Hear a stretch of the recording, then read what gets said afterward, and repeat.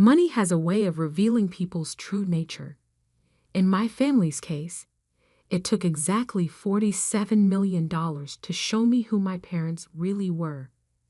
My name is Sophia Barrett, and until this morning, I was the family disappointment. The daughter who chose humanitarian work over the family business. The failure who spent her inheritance on building schools in developing countries instead of investing in luxury real estate, like my perfect younger brother, James. The massive oak doors of Harrison and Associates law firm felt heavier than usual as I walked into the conference room for what my parents had called an emergency family meeting. The message had been clear: attendance mandatory, no excuses. I knew what this was about.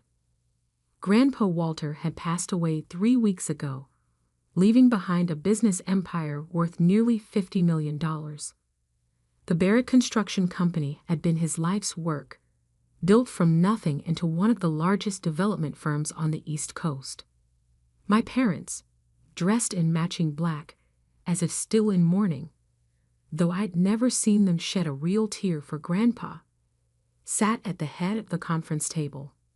James lounged in an expensive suit, scrolling through his phone with affected boredom. "You're late," Mom said sharply, though I was 5 minutes early. "Traffic," I replied simply, taking my seat. Mr. Harrison, Grandpa's personal lawyer for 30 years, sat quietly at the other end of the table, a thick folder in front of him. Something in his expression made me pause. Was that a hint of satisfaction in his eyes? "Let's get this over with," Dad began, straightening his tie. "We all know why we're here. Dad's estate needs to be properly distributed to ensure the company's future success." James finally looked up from his phone. "Shouldn't take long. The company shares go to me, obviously. I'm the only one who's shown any business sense." I thought about the 3 failed ventures he'd launched with Grandpa's money, each one more disastrous than the last. But saying that would only start another argument about my own choices. "Exactly," Mom agreed, patting James's hand. "We need someone who understands the value of money, not someone who throws it away on charity." She spat the last word like it was poison. The memory of our last family dinner flooded back. I'd just returned from opening our 10th school in Rwanda, excited to share the photos of smiling children with their first books. Mom had walked out of the room. Dad had called it a waste of good money. "Which brings us to the point of this meeting," Dad continued. "Your grandfather's estate needs to go to someone who will preserve his legacy, someone who understands business." I sat quietly, wondering what Grandpa would think of this conversation. He'd never said much about my humanitarian work, but I remembered the small smile he'd get whenever I showed him pictures of our projects. "Failures don't deserve inheritance," Dad declared, his voice firm. Mom nodded in agreement, her perfectly manicured nails drumming on the table. Mr. Harrison cleared his throat. For the first time, I noticed he was holding back a smile. "Actually," he said, opening the folder, "the trust fund is in your daughter's name." The silence that followed was absolute. James's phone slipped from his hands, clattering on the expensive mahogany table. "That's impossible," Dad spluttered. "There must be some mistake." "No mistake," Mr. Harrison replied, pulling out a document. "Walter Barrett amended his will 6 months ago. The entire trust fund, including controlling interest in Barrett Construction, is legally transferred to Sophia Barrett." Mom's face had gone pale. James looked like he might be sick. But she'll destroy the company," Dad protested. "She knows nothing about business." Mr. Harrison pulled out another document. Actually, Mr. Barrett specifically cited Sophia's business acumen as a reason for his decision. "Would you like me to read his letter of explanation?" Without waiting for an answer, he began to read. To my family, if you're hearing this, then the truth I've kept hidden for 5 years is finally coming out. While you all dismissed Sophia's humanitarian work as a waste of money, I was watching as she built an international organization from scratch.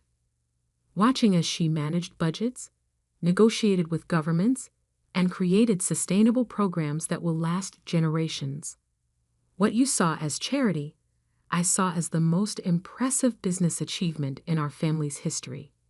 Did you know that Sophia's Education Foundation now operates in 12 countries? That it has a higher success rate and lower overhead than any similar organization?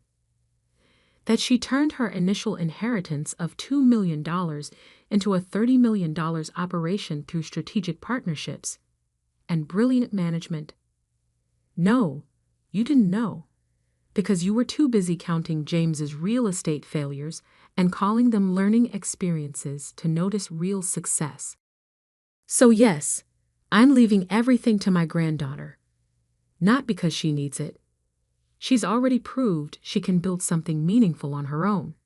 I'm leaving it to her because she's the only one who understands what I built this company for. It was never about the money. It was about building something that makes the world better. Sophia understood that. The rest of you never did. Mr. Harrison looked up from the letter. Mom had her head in her hands. Dad's face had turned an interesting shade of purple. James was frantically texting, probably to his broker, trying to salvage his latest failing investment. But I sat there, remembering the last time I'd seen Grandpa. He'd visited one of our schools in Ethiopia, watching as children learned to read in a building that bore the Barrett name. Good business, he'd said quietly, builds more than just profits. I hadn't understood then, but I did now. Mr. Harrison pulled out more documents, transfer papers, board appointments, legal authorizations. But I was barely listening. I was thinking about the Barrett Construction Company's vast resources, its international connections, its potential to do more than just build luxury condos. I was thinking about schools, hospitals, sustainable housing projects. I was thinking about good business. And for the first time in years, I smiled at a family meeting. The next morning, I arrived at Barrett Construction's headquarters before sunrise. The security guard did a double take as I used Grandpa's old key card, now mine, to access the executive elevator. "Welcome, Ms. Barrett," he stammered, clearly having received the memo about the company's new owner. Grandpa's office, my office now, was exactly as he left it. Floor-to-ceiling windows overlooked the city he'd helped build. Awards and photographs lined the walls, telling the story of Barrett Construction's 50-year history. But there was one photo that caught my eye. Hidden behind the more prominent displays was a small frame showing a much younger Grandpa standing in front of a modest schoolhouse. The inscription read, "First Barrett Community Project, 1973. My phone buzzed. Another frantic message from James. "This is insane. You can't run a construction company. You build schools in the middle of nowhere." I smiled, remembering the complex logistics of building those schools. The material sourcing, the local labor coordination, the government negotiations. Each project had been a masterclass in construction management, though my family had never bothered to notice. Mr. Harrison arrived at 7 a.m. sharp, carrying more documents. "The board meeting is scheduled for 9 a.m., he said. "Your father is demanding an emergency vote of no confidence." "Let me guess," I replied, settling behind Grandpa's desk. "He's convinced the other board members I'm going to bankrupt the company with my charitable ideas." "Actually," Mr. Harrison smiled, "he's having trouble convincing anyone. Your grandfather spent the last 6 months showing the board your foundation's financial reports. they were quite impressed. At 8:55, I walked into the boardroom. Dad was already there, huddled with his closest allies. Mom sat in the observers section, her usual poise cracking as she watched me take Grandpa's seat at the head of the table. "This is ridiculous," Dad burst out. "She has no experience in real estate development." "No." I opened my laptop, connecting it to the presentation screen. "Let's talk about experience."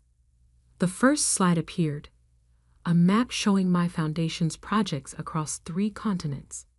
In the past 5 years, I've overseen the construction of 47 buildings in 12 countries. Average project completion time, 4 months.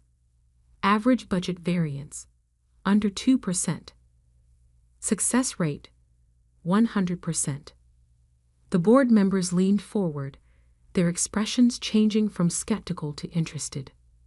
"But those were just simple buildings," James interrupted from the observers section.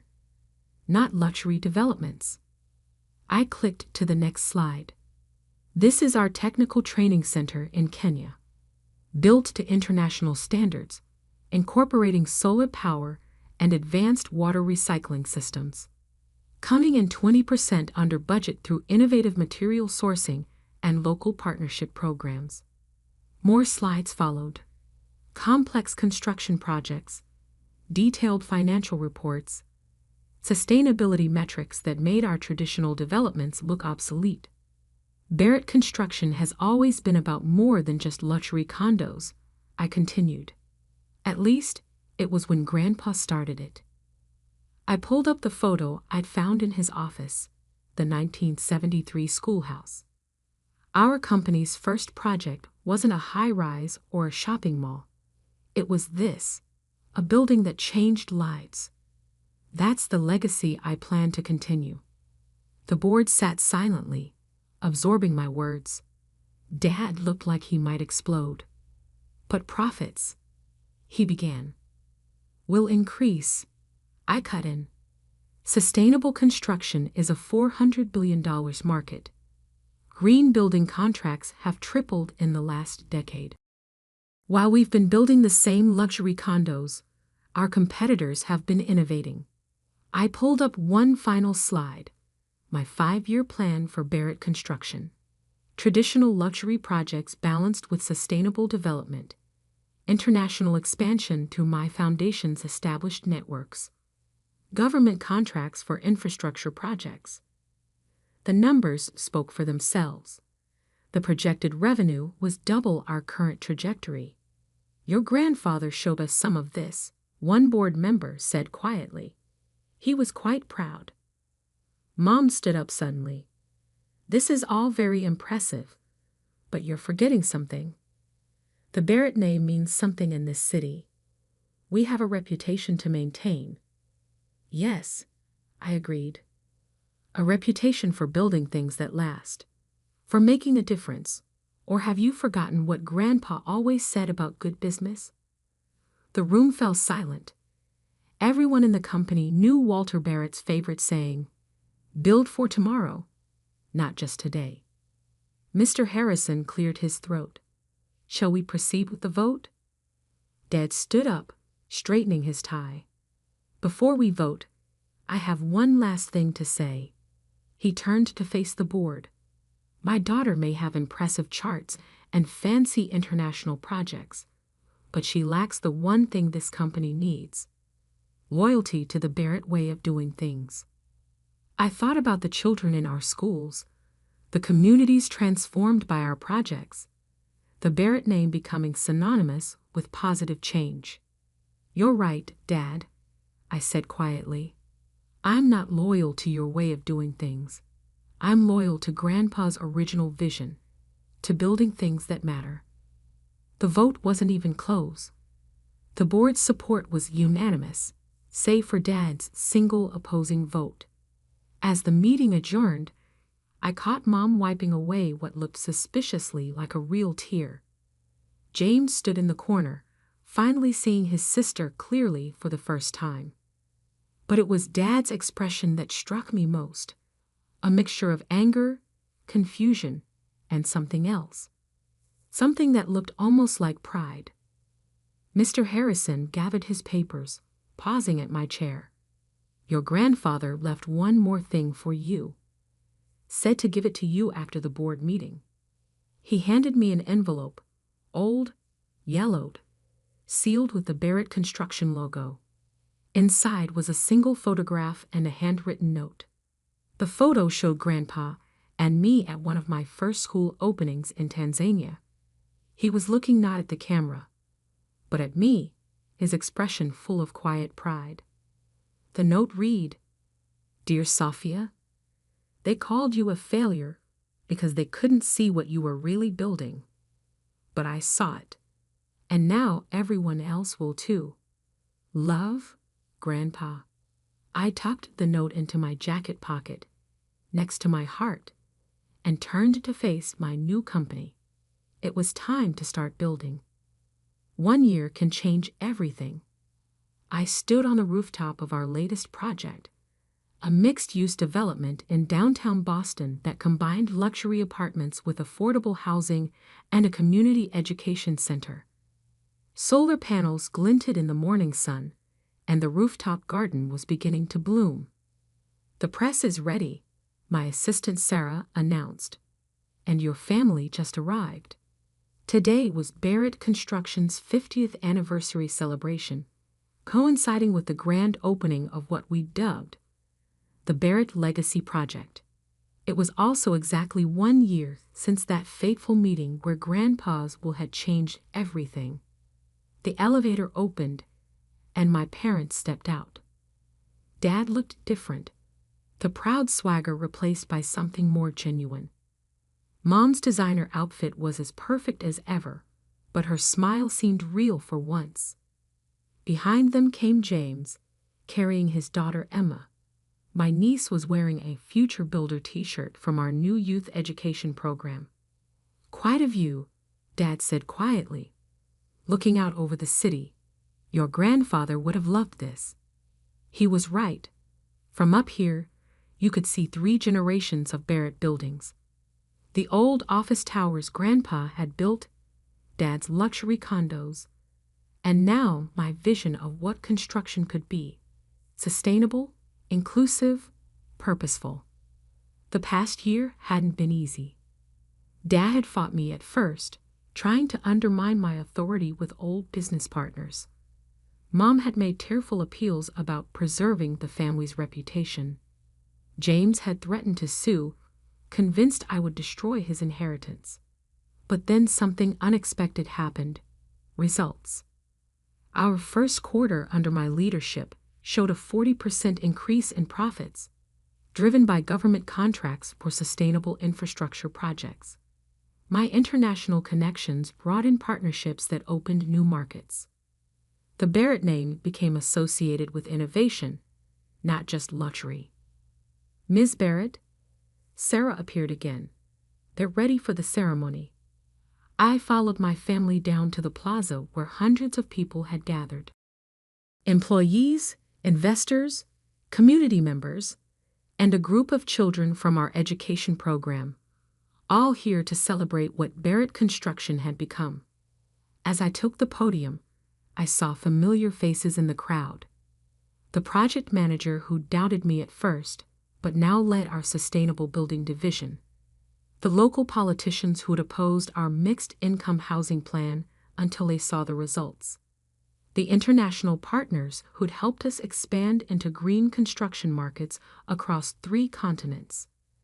50 years ago, my grandfather built his first project, a simple schoolhouse that changed lives. Today, Barrett Construction continues that legacy on a global scale. I gestured to the building behind me. This isn't just another development. It's a blueprint for the future. Luxury apartments that subsidize affordable housing, a community center that offers technical training, solar power that reduces costs for all residents. This is what happens when we build for tomorrow, not just today. The crowd applauded, but I wasn't finished. Some of you know that a year ago, my grandfather made a controversial decision. He left his company to someone many considered a failure. I paused, meeting my parents' eyes. He saw something others didn't, that success isn't measured by how much we build, but by what we build for. Mom was crying now. Real tears this time. James held Emma tighter.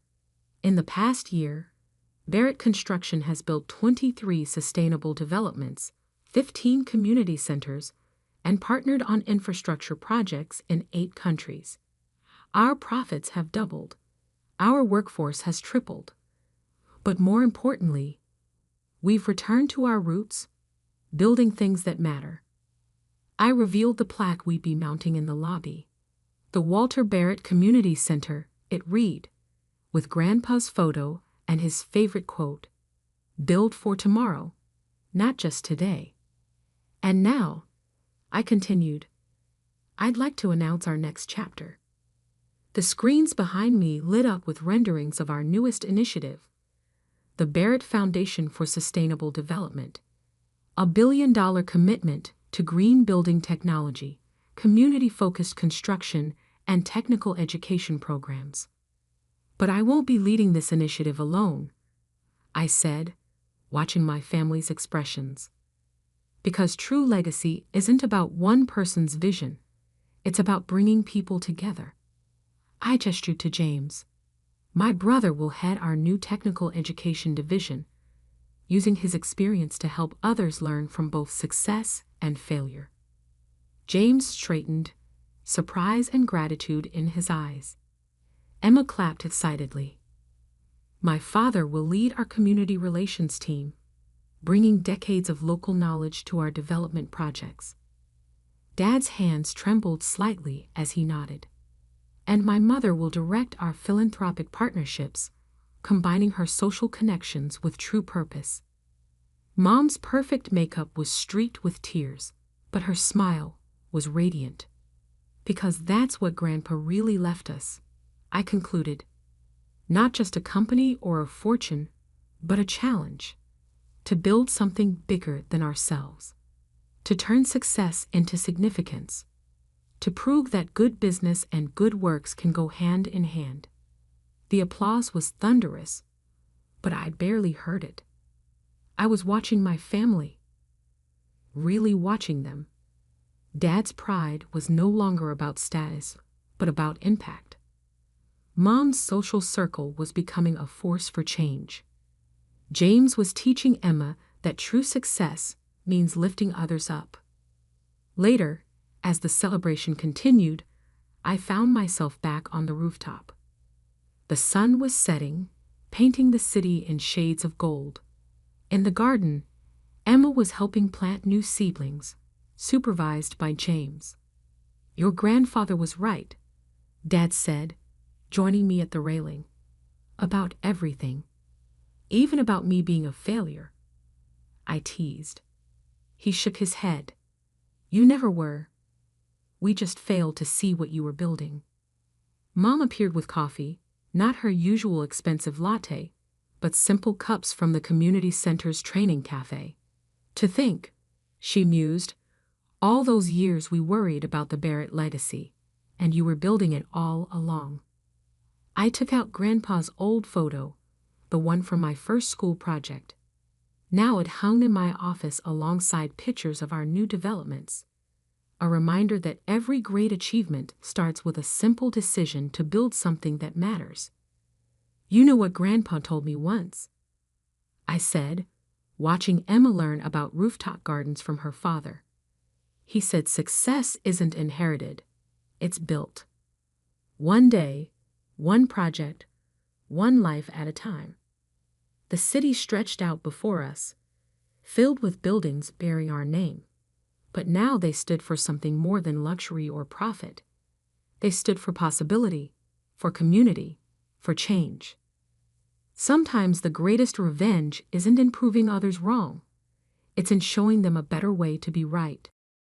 And sometimes, what looks like failure to some is actually the foundation of something far greater than success. The sun set on our celebration, But I knew tomorrow would bring new projects, new challenges, new opportunities to build something meaningful. After all, that's what Barretts do. We build for tomorrow. They were like strange creatures I'd never seen before. They congratulated me on marrying my brother. They said my dress was nice, but then one of them suggested that hers looked better. I felt like saying that might hurt the bride's feelings. It was supposed to be the happiest day of my life. In the room where the bride was getting ready, I was surprised by my sister-in-law and mother-in-law. They made rude comments with a sassy attitude. I couldn't believe how they talked down to me, and my sister-in-law's outfit was outrageous. Her dress was so white it could have been mistaken for a wedding dress, and it showed off her thighs through a slit. She even had fur wrapped around her off-shoulder design. My mother-in-law looked at her daughter with so much love. Meanwhile, my husband looked at them with a cold expression. I never thought I'd experience such bullying on my wedding day. It was too much to handle.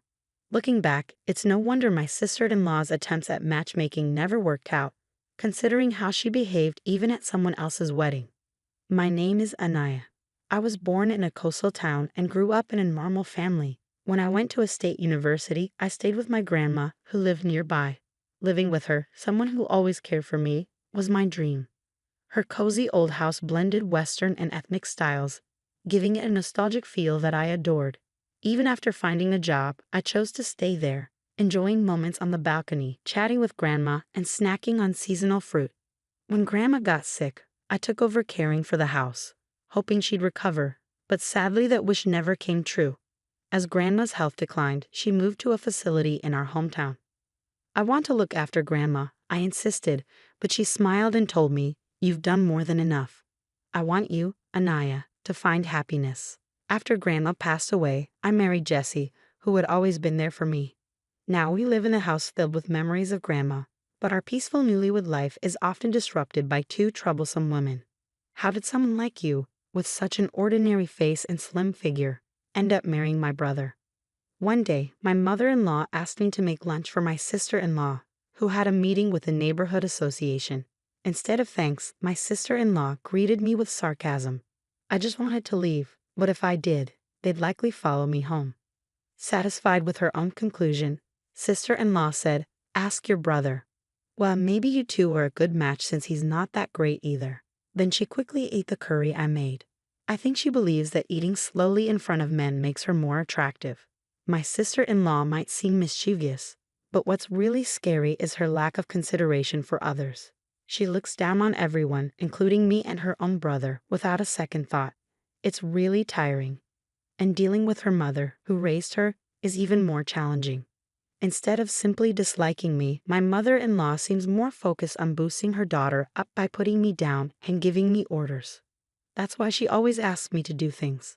If I don't pay attention to her daughter, she'll either keep calling me or show up at my door nonstop. It's like a never-ending nightmare. Mother-in-law always made it clear that her daughter was her top priority and didn't seem to care much about her son, my husband. He insists he wasn't mistreated, but he also says he never felt valued. His father left for a work assignment 10 years ago and never came back, even after retiring. Despite this, he still sends money for their living expenses, so it seems neither mother-in-law nor sister-in-law care much about him. My husband tries to talk to them about their behavior, but they ignore him. To them, he's just another person to look down on. It broke my heart to see my husband suffer more than me, and I often gave in to mother-in-law's demands, which was a mistake. The two of them became increasingly difficult to bear, and as a couple, we grew exhausted. We couldn't continue like this. So determined my husband and I decided to come up with a plan. Just when we were almost ready, mother-in-law and sister-in-law unexpectedly came to our house. It was a hot summer day, and my husband was at work. With reluctance, I greeted them. "Hello, sister-in-law. What brings you here?" Just because we're your cute sister-in-law and mother-in-law doesn't mean we need a reason to visit. You need to work on that stingy attitude. It's hot outside. Let us in. You're so thoughtless, sister-in-law snapped. I really didn't want to welcome them into Grandma's cherished house, but to avoid making a scene, I reluctantly let them in. I served them coffee and some cookies I had baked the day before. "What? No cake?" Sister-in-law complained. "I'm sorry we came unannounced." "Well, it's fine. Your cooking is all right, even if it's a bit simple," mother-in-law added. That's true. We'll give you that, sister-in-law agreed. Strangely, their compliments felt more eerie than nice. The house is old but roomy. It's decent, mother-in-law remarked. To me, this house is just right, sister-in-law added. Elle is getting married. Mother-in-law suddenly dropped the bombshell. Wait, this self-centered sister-in-law. I was briefly shocked, but her getting married wasn't all that surprising. She often boasted about her shapely figure and her direct approach with men. It seemed to work on gullible men or those seeking casual relationships.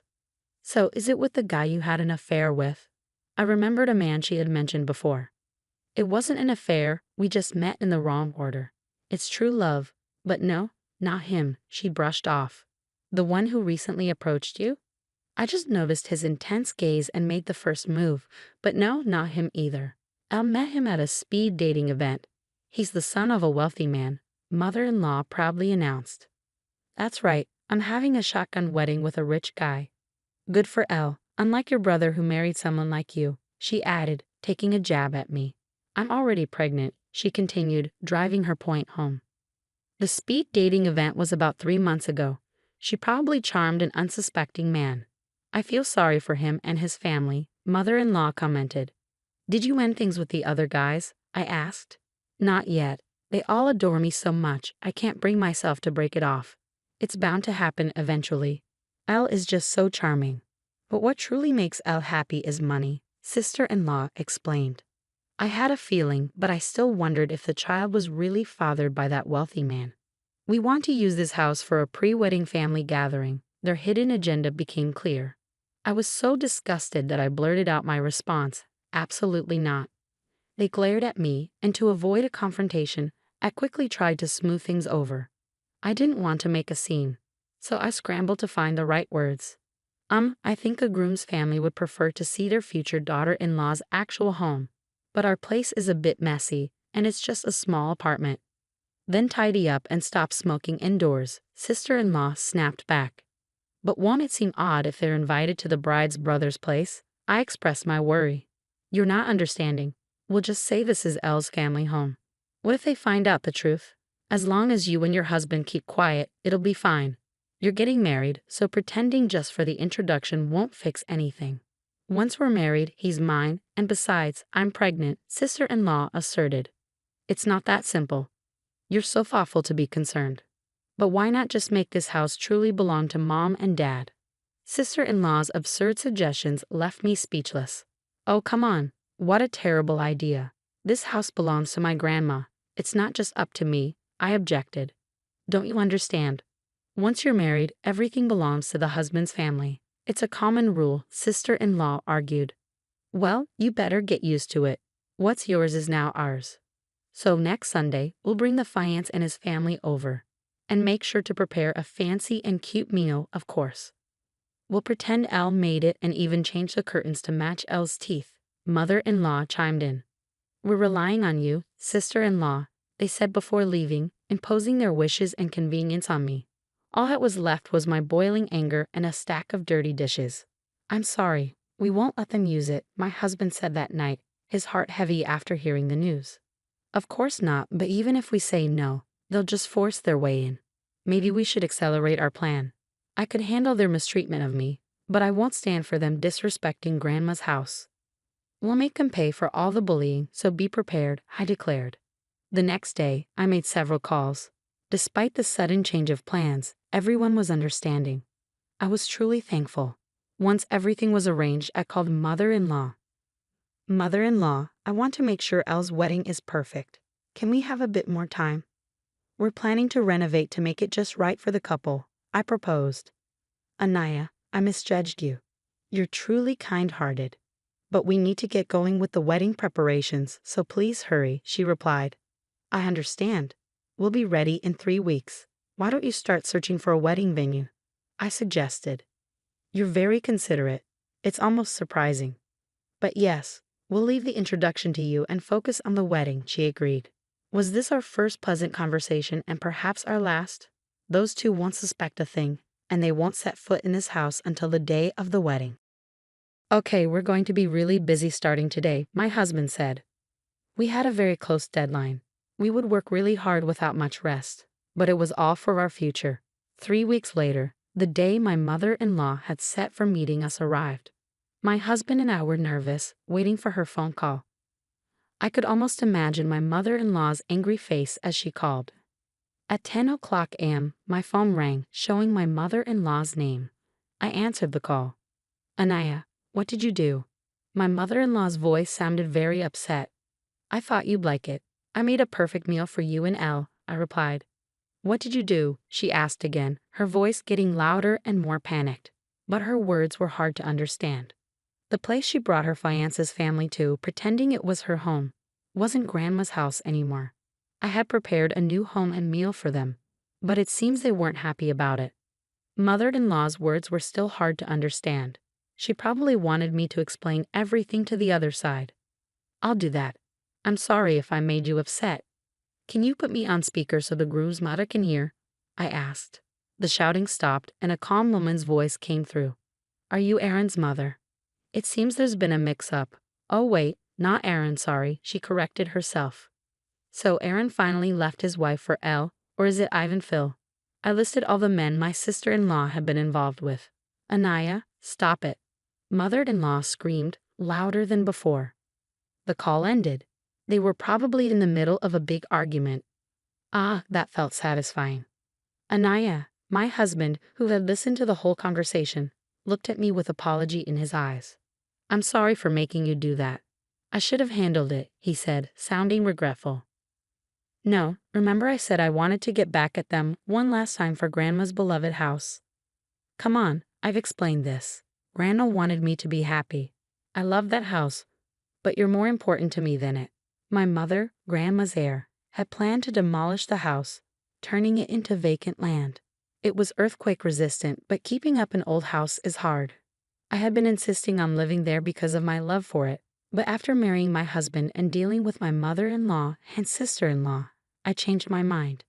I didn't want them to ruin that house, but I didn't want to leave my husband either. So I wanted to say goodbye to Grandma's house with good memories. That's why I asked my husband to find a new job, and we prepared to move back to my hometown. We just sped up our plans. I had Grandma's house demolished and built a small dog house in the middle of the empty land with a tag that says L. It looked like a cozy log cabin, but it cost us a bit more than we planned. I even got some fancy dog food from the pet store. Everything was set. Grandma liked you. She wouldn't want us to break up because of that house, Anaya. "I promise I won't waste the chance you've given me," my husband said, looking at me with sincerity. I trusted him when he made that decision. It's been a year and a half since then. After we moved to my hometown, my husband, who was a bit unsure at first about the fishermen in the neighborhood, has become even more popular with them than I am. He seems to really enjoy the coastal town's breeze and all the seafood dishes. His once pale skin now has some color to it. Seeing him happily eating grilled salmon for dinner makes me really happy, I told him. "Did you check your emails today?" my husband asked. "No, nothing new. They're probably busy. We haven't talked to my mother-in-law and sister-in-law since that whole thing happened. My husband's phone is the only way we could reach them," I said. We found out about the doghouse situation from a neighbor who was friends with Grandma. The house my mother-in-law and sister-in-law showed Grandma was torn down, and now there's just a doghouse there. And from the dog food bowl, there's a fancy smell of perfume, I added. The two were really upset, saying it was all because of my brother's wife. When the fiance's family got a hint over the phone about my sister-in-law's bad taste in men, they confronted them. They got really nervous and couldn't give a clear answer. Later, the fiance's parents hired a detective to check on my sister-in-law's behavior, but they found nothing except lies and a lot of boyfriends. This made them do a DNA test on the unborn baby, and they found out it wasn't the rich man's. So the engagement was called off. The real father of the baby turned out to be one of the men my sister-in-law was seeing. He was happy to have a child with her, and they got married. But his mom was angry that her son was with an older woman she didn't like, so she insisted they all live together. Meanwhile, my mother-in-law was mad that her daughter was taken away, so she rented an apartment near the newlyweds and they fought a lot. My sister-in-law, who wanted to marry rich and have an easy life, now looks tired from dealing with her mother-in-law and doing housework and taking care of the baby. But the good part is, her husband really loves the baby, so they're managing on their own. My husband's phone rings. Oh, it's an invitation for drinks from my father-in-law. Your dad really likes you, I mentioned. I like hearing his stories, and my mother-in-law always makes my favorite food. I see now that my own mom never cared to know what I liked. This is what having a family feels like, my husband whispered. Don't worry, you'll be the kind of parent who knows all their child's favorites, I comforted him. As I said this, I gently rubbed my growing belly, and he smiled warmly. I feel like we can make that happen in this house, he said, looking at the caramel-colored beam on the ceiling. It's a special beam we kept from Grandma's house when we tore it down. We put it in our new home as a reminder of Grandma. It was my husband's idea to keep the beam, even when I wanted to start fresh. That's why I chose to build our future with him. Let's make this house just as wonderful as Grandma's, I declared. Yes, definitely, my husband agreed. In this peaceful coastal town where you can hear the waves, our little house stands. This is where we'll create our happiness. Hey, where are you right now? I've been sleeping at home. There's no sign of my husband at our home where I am now. He's lying to me. Let's go back to when I was pregnant with our first child. My name is Ashley. I was finally expecting our first child in our second year of marriage. Just 1 month to go until my due date. I'm 9 months pregnant. While I'm excited about the birth, I can easily imagine the confusion of going through childbirth and child rearing for the first time. I had planned to go back to my parents' house this weekend to have them help me out for a while. I mentioned the idea of going back home to my husband during the stable period of my pregnancy, but I thought he had probably forgotten, so I brought it up again today.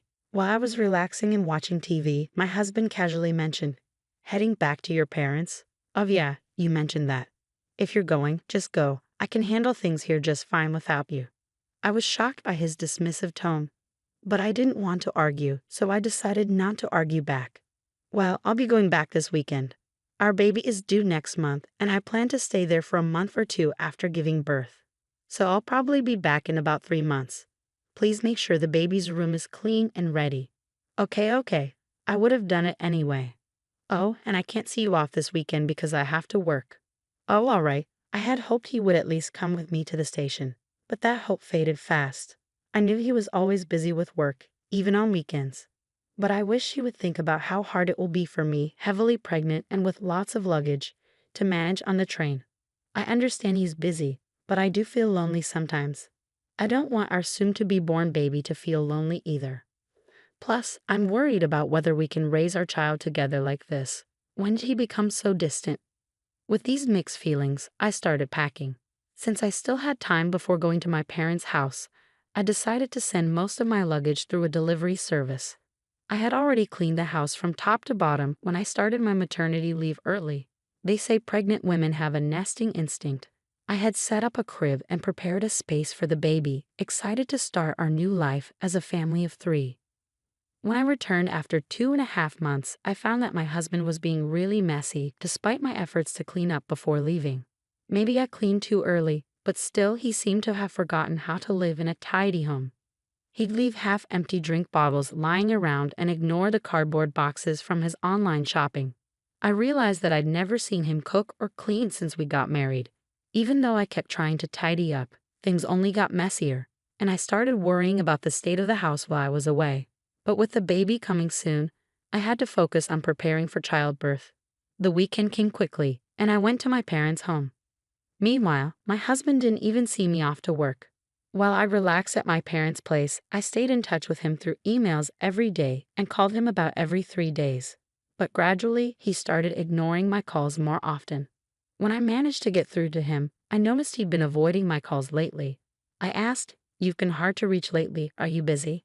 But his answers were vague, like sort of or not really. Then I asked him nervously, "You're not cheating on me, are you?"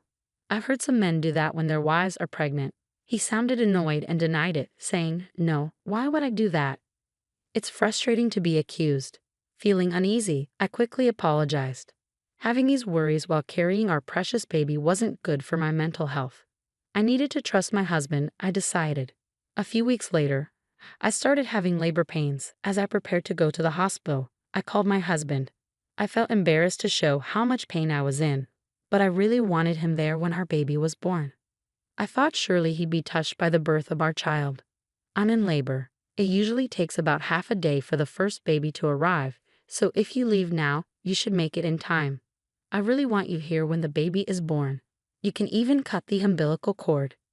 When I asked him to come, my husband sighed in annoyance. "What? You want me to come by train right now?" "Sorry, I'm tired too, I can't. I have work tomorrow." I was shocked. "Are you still talking about work at a time like this? Our baby is being born. Isn't our child more important than work?" He snapped back, "Stop it. My job can't be replaced. This is a once-in-a-lifetime moment, I know. But my work is crucial. If I don't do it, it won't get done. Can't you understand? I have to go, I'm busy," and he hung up. I tried to convince him, but he wouldn't listen. As I sobbed through the pain of labor, I wondered why he was so indifferent to our child's birth. From the moment I found out I was pregnant, my child became my priority. But as a father, he seemed so distant. So I faced childbirth alone. The pain lasted a whole day, and the next day, a beautiful baby boy was born. The baby was so tiny, adorable, and dearly loved. After leaving the hospital, my parents doted on him, teaching me all sorts of things about taking care of him. Within a month, I had gotten pretty good at giving him baths. My parents worried about me, though. "Are you sure you're okay with your husband? We can't help but worry about you when we leave." But not wanting to trouble them, I reassured them, saying, "I think I'll manage somehow. My health is improving faster than I thought. I might go back home next week," I told them. "Really, don't overdo it. Let us know if anything happens," they replied. People often say that recovering from childbirth is like recovering from a car accident, but thanks to hormones, I was in good spirits and my body was healing well. I was also getting the hang of taking care of the baby, so I decided to go back home a bit earlier than planned. While I stayed with my parents, my husband hardly reached out, and even when I sent him photos and videos of our son, he didn't seem interested. I figured maybe the feeling of being a parent really kicks in when you're actively involved in raising the baby, and perhaps he wouldn't feel like a father until he spent time with our son. That's what I hoped, at least. It kept me going. I decided to surprise my husband by having my parents drop me off at home. I didn't tell him I was coming, but he should have been home since it was his day off. I wondered how he'd react when he saw our baby for the first time. Would our baby like our home? After a few hours' drive, we got home. I held our son while my parents brought in our luggage, and I unlocked the door. But when we walked in, the house was dark and silent. "We're back a bit earlier than expected, but we're home now." "Huh, no one's here. What's that smell?" As we stepped into the living room, a terrible odor hit us. When we turned on the light, we couldn't believe what we saw. The room was a mess, like a garbage dump. Dirty dishes and half-eaten food cluttered the sink. Clothes and trash were strewn all over. And there was even moldy juice sitting out, stinking up the place. The table was covered in stains and grime. The bathroom was also filthy, with black mold in the shower and sink, and the toilet was dirty and smelly. And worst of all, the crib we had prepared for our son was filled with unused cardboard boxes and trash bags. I had asked them to keep the house clean for our baby, but this was the opposite, and I was shocked. There's no way we can live in such a dirty house, and I'm especially upset about the crib being ruined. Seriously, what's going on here? There was no way we could raise a baby in a place like this. My parents were furious and searched for my husband, checking every room, but he was nowhere to be found. Where could he be on his day off? Was he working another weekend shift? But we couldn't even confirm if he had been working those shifts before. He wasn't paid extra for weekend work, and his company followed the regular work schedule.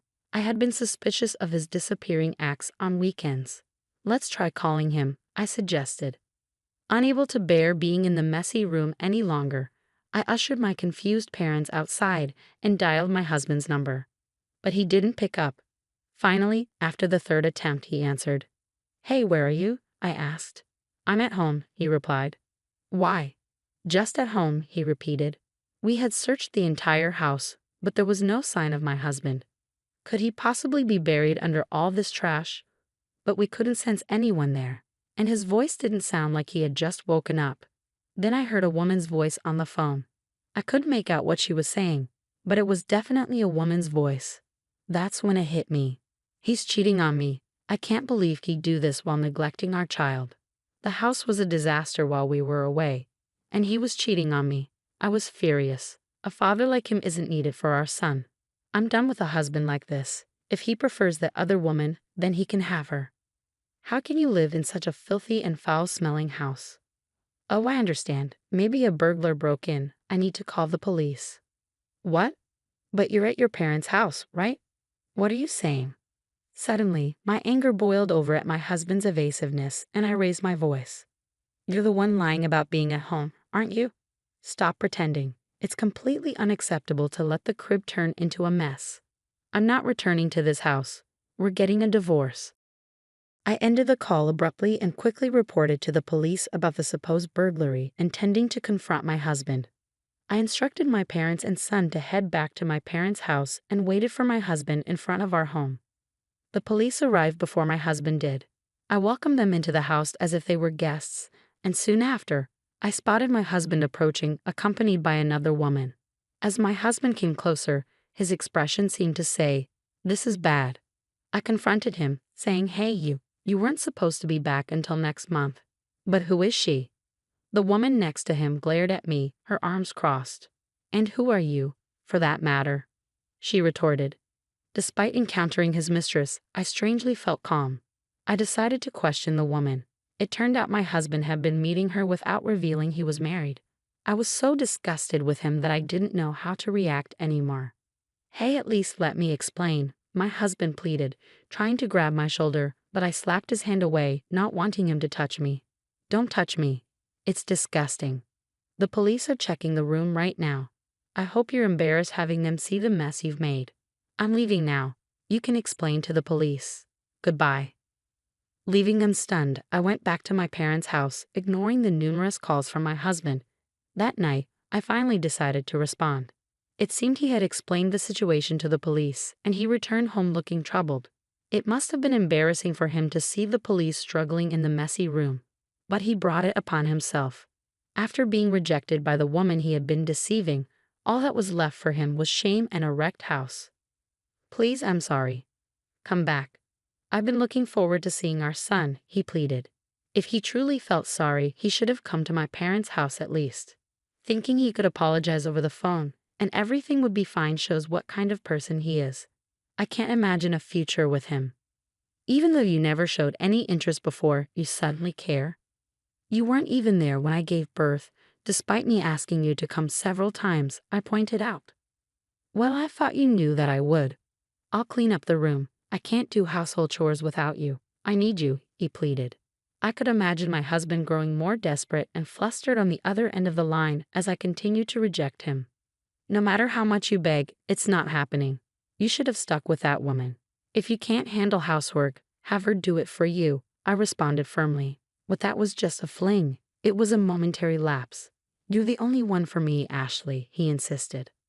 "A fling? Weren't you seeing her every time you said you had to work overtime?" I countered. "Well, that's a different—" He trailed off, unable to explain himself.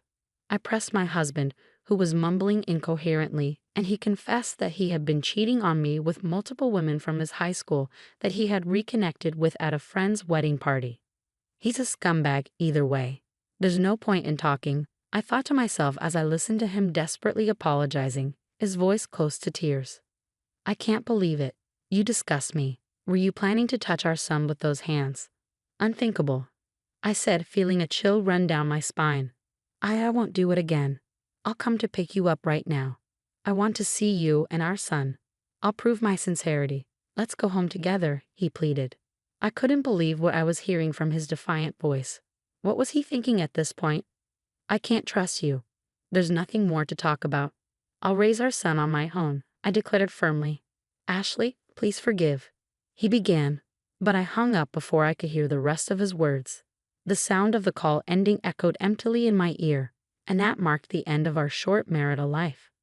Half a year has passed since then, and I've decided to start working, relying on my parents for support. Once I've saved up enough money, I intend to leave my parents' house and start living on my own with my son. I'm in the midst of divorce negotiations with my husband, mainly for the sake of alimony. Despite his limited experience living alone, my husband is apparently unable to manage household chores, and most of his meals are from dining out, leaving his house in disarray. However, that's no longer my concern. I will do my best, showering my son with abundant love and care. When Walter and I visited my husband's parents, his mom came to pick us up from the airport. She said I couldn't ride in the car, so I had to walk home. I felt really upset about this, especially because it's a long 3-hour walk, even though I'm strong. I was almost in tears, but thankfully someone helped me out. In the end, it was my mother-in-law who felt sorry for what she did. My name is Jennifer, and I'm 30 years old. I met my husband, Walter, when we were both in college. We love mountain climbing. Walter is 2 years younger than me, and he's really good-looking and popular. When he asked me out, I couldn't believe it, but he says he likes how I tackle challenges without complaining. Walter has a good job at a big company and earns a lot of money. We've been happily married since college, but there's something that bothers me. During dinner, Walter always gets calls from his mom and leaves to talk to her in his room. Walter's mom calls him often, about once every 2 days. She really loves her son, and Walter is very sweet to her, which makes me wonder if he's too attached to his mom. But since she raised him well, I feel like I should respect her too. However, it seems like our feelings toward each other are different. It started before we got married when we went to visit my husband's parents. Walter's mom didn't seem happy when she found out I'm 2 years older than him and almost 30. She seemed unhappy throughout our visit, but Walter's dad didn't mind. He said age doesn't matter and that I seem like a reliable person who's perfect for Walter, who has his weaker moments. But that made Walter's mom even more upset. Walter's mom didn't want to argue with his dad directly, so she decided to make things difficult for me without him noticing. Sometimes she'd say things like, "Oh dear, I'm sorry, Jennifer, but the snacks I gave you are bad. Let me get you something else." When she was being mean on purpose, she'd widen her eyes, snort, and twist her lips. I felt like I was studying her behavior like a scientist studying animals. "It's all right, I can eat it." I smiled and cut off the spoiled part of the dried fruit and ate the rest. Back from my mountain club days, I learned to make do with whatever food was available. Walter's dad and Walter himself chuckled, saying, "That's just like Jennifer," and we all laughed. But then Walter's dad told his mom not to serve me something like that again. And the mood stayed light, but I wasn't paying enough attention. "I'm sorry," I said, still laughing, but I caught her quick, sharp glance and heard her tongue click disapprovingly. There were other times, like when she showed off souvenirs from Italy. She gave Walter a nice tie, but for me, it was a cheap t-shirt with a fake logo. "Come on, try on the tie, Jennifer. You too, try on the shirt," she said, with that same expression on her face. I realized it was another jab at me. No thanks. I don't wear ties with casual clothes, and I'm not feeling like trying on a shirt right now, I said, trying to keep the mood light with a smile, but inside, I was really frustrated. After that, I only used that t-shirt for things like gardening in the summer or as a funny prop in photos with my friends. I couldn't stand even looking at it. These little mean acts were subtle, so only I could really tell what was going on. When I tried talking to Walter about it, he'd just brush it off, saying, "Mom's a bit odd, forgive her."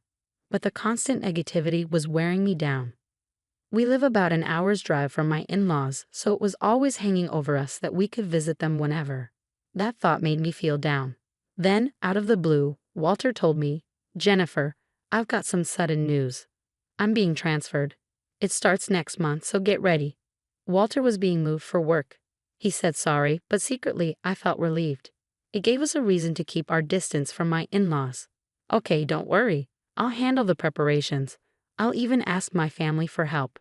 I happily went ahead with the moving preparations. Finally, I thought I could escape from my mother-in-law's constant teasing. Although I was nervous about starting a new life, most of my excitement came from the thought of getting away from her. Once the move was done, I hoped I could put some distance between us, but then the phone rang. It was my mother-in-law, asking where I'd been and hinting that I might be ignoring her son to spend time with my own parents.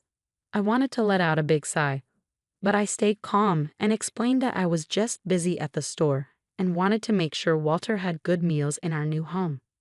Her calls started coming more often, every 2 days. Even though we were seeing each other less, we were talking more.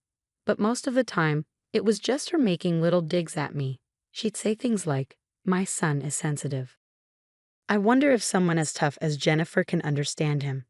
His high school girlfriend was so delicate, but now his tastes have changed, haven't they? It was always stuff meant to make me feel uncomfortable. It seems like Walter's mom doesn't have another way to deal with her stress. And unfortunately, I became the target for it. It felt like I was just a dumping ground for her frustrations. What hurt the most were her comments about having children. She'd say things like, "Jennifer, you're already 30. Can you even have a normal child being older than my son?" It was shocking to hear such outdated and hurtful remarks, especially since I'd been worrying about that myself lately. I couldn't help but cry after hanging up the phone. I wondered what she really thought of me. Did she believe that her words wouldn't hurt me? As I kept giving neutral answers to avoid confrontation, maybe she got bored of trying to bully me, and the calls started to decrease. It was a huge relief for me. Then, on New Year's Day the next year, my husband and I went to visit my in-laws. They were picking us up from the airport. Walter's dad greeted us warmly, which was a relief because I was really anxious about seeing his mom. His friendliness made me feel better. We exchanged New Year's greetings, and despite my worries, it seemed like things might be okay. We exchanged New Year's greetings, but my mother-in-law didn't even glance at me. Maybe she was upset about my distant response to her constant calls. Our relationship was strained, and I was trying to figure out how to handle it. "Were you tired from the trip? How about we grab a coffee at the airport cafe?"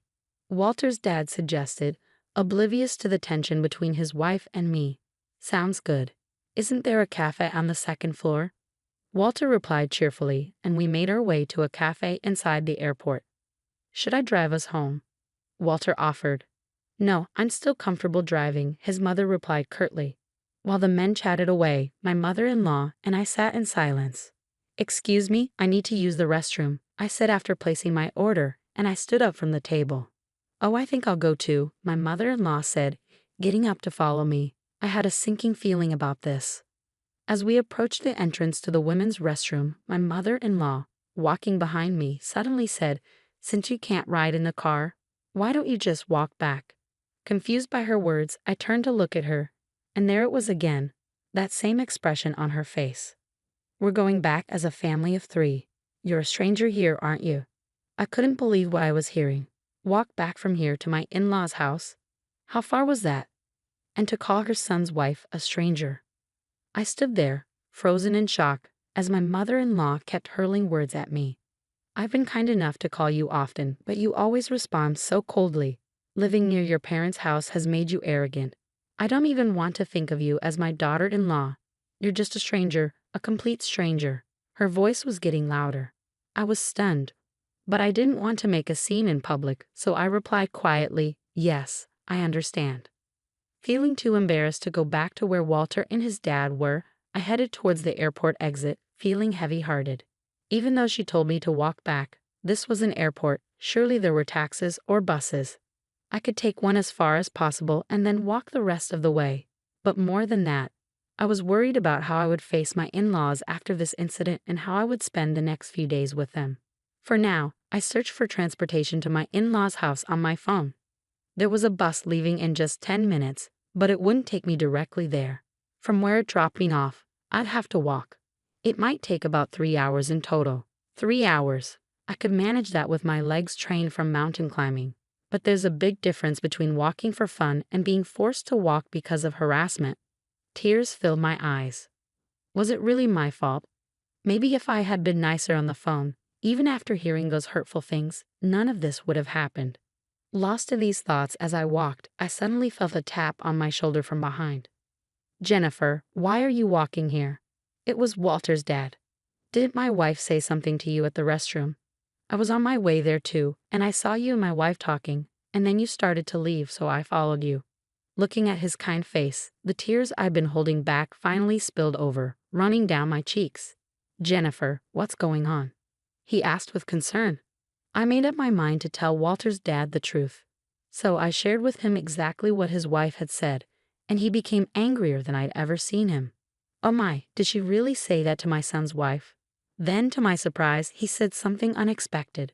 "I'll walk with you, Jennifer." With that, he stepped in front of me and began walking. Father-in-law?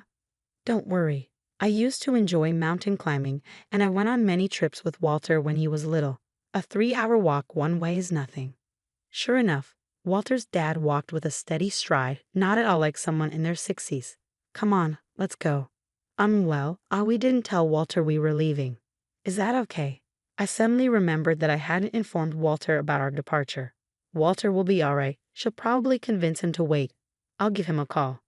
With that, Walter's dad took out his phone. He was sending a text to Walter's mom. He let her know that he was walking back with me and that the car keys were in his bag. While we waited for the bus, Walter's dad's phone rang. He answered, and I could tell from his tone that he was trying to control his anger. It must have been Walter's mom on the other end. I heard what you said to Jennifer. If you're going to talk like that, then I won't ride in the car either. I could hear Walter's mom's panicked voice shouting from the other end. That's not true. She said she wanted to walk for exercise. I was more bewildered than anything. We'll discuss this when we get home, Walter's dad said firmly as he hung up and pocketed his phone. Maybe because Walter's dad's phone was busy, mine started ringing next. It was definitely Walter's mom. Walter's dad and I exchanged a glance. What could she want now?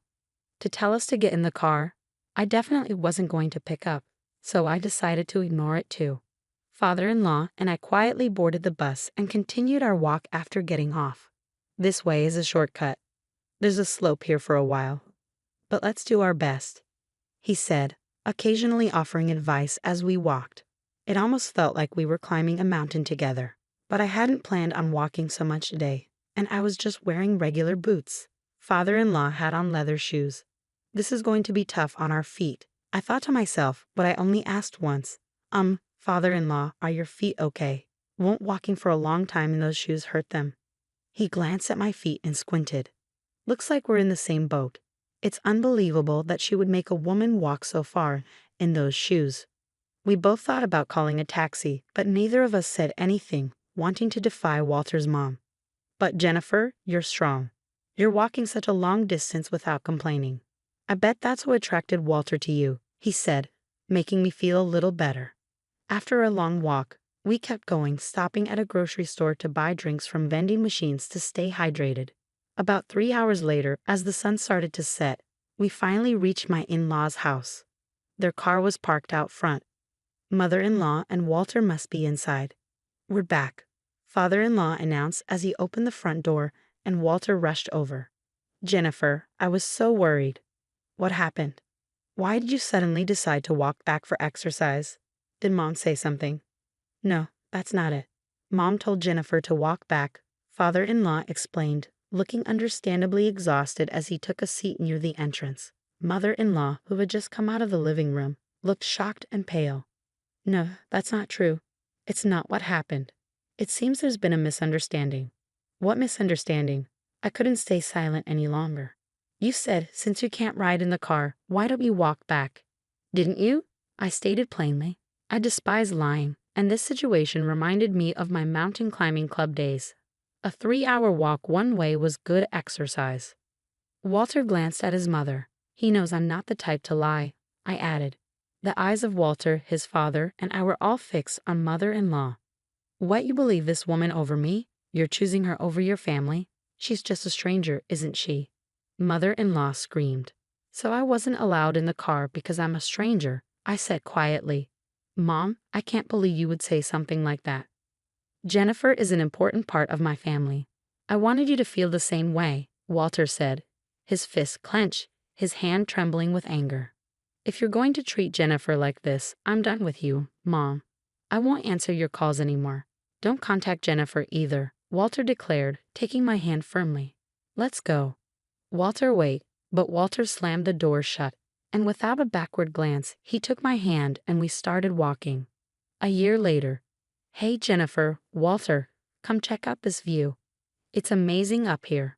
Walter, his father, and I were out mountain climbing together. 6 months after the New Year incident, Walter got a transfer and we moved back to our old neighborhood. After what happened at the New Year celebration, Walter's dad decided to get a divorce and move closer to our house. Climbing together on weekends has become a regular thing for us. Shall we have lunch here? At the summit, we eagerly began preparing our meal. As we worked, Father-in-law started talking. Mom went on a spending spree after the divorce. Even though the property was divided fairly, it seems she's already having financial troubles. Maybe she was feeling lonely. The divorce was tough, with lots of crying and screaming. Maybe it's best for both of us to have some distance now. She needs to expand her world too.